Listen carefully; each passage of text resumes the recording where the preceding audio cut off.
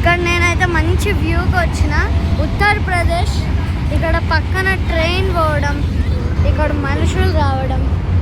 ఇదేమో బీచ్ లాగానే, కానీ ఇది యమునా రివర్. ఇది బీచ్ లాగా చూడండి. ఇది ఎంత సాఫ్ట్ మట్టి ఉంది. ఇది మొత్తం యమునా రివర్. ఇక్కడ బోటింగ్స్ కూడా చేయొచ్చు. ఇవి బోట్లు. ఇవి ఆగాలంటే ఇలా కట్టేస్తారు.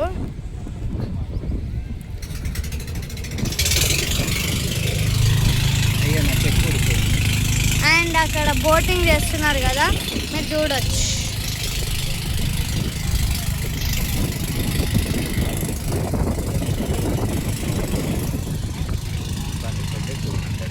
Per head 200 rupees.